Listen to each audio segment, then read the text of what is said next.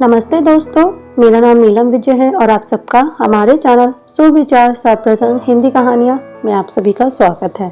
आज की कहानी है मजदूर के जूते। एक बार एक शिक्षक संपन्न परिवार से संबंध रखने वाले एक युवा शिष्य के साथ कहीं टहलने निकले।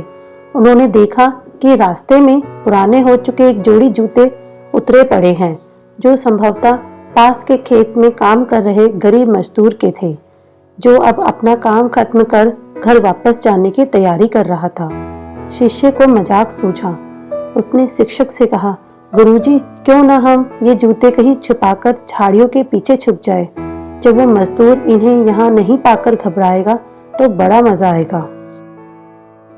शिक्षक गंभीरता से बोले, किसी गरीब के साथ इस तरह का भद्दा मजाक करना ठीक नहीं है।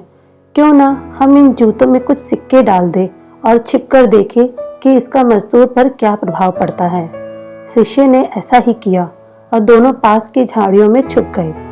मजदूर जल्द ही अपना काम खत्म कर जूतों की जगह पर आ गया। उसने जैसे ही एक पैर जूते में डाले, उसे किसी कठोर चीज का आभास हुआ। उसने जल्दी से जूते हाथ में लिए और देखा कि अंदर कुछ सिक्के पड़े थे। उसे बड़ा आश्चर्य हुआ और वो सिक्के हाथ में लेकर बड़े गौर से उन्हें पलट पलट कर देखने लगा। फिर उसने इधर उधर देखा, दूर दूर तक कोई नजर नहीं आया, तो उसने सिक्के अपनी जेब में डाल लिए। अब उसने दूसरा जूता उठाया, उसमें भी सिक्के पड़े थे। मजदूर भाव विभोर हो गया, उसकी आंखों में आंसू आ गए।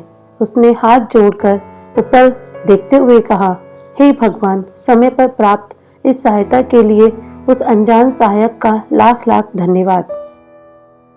उसकी सहायता और दयालुता के कारण आज मेरी बीमार पत्नी को दवा और भूखे बच्चे को रोटी मिल सकेगी।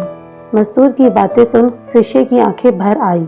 शिष्य बोला, आपने आज मुझे जो पाठ पढ़ाया है उसे मैं जीवन भर नहीं भूलूंगा।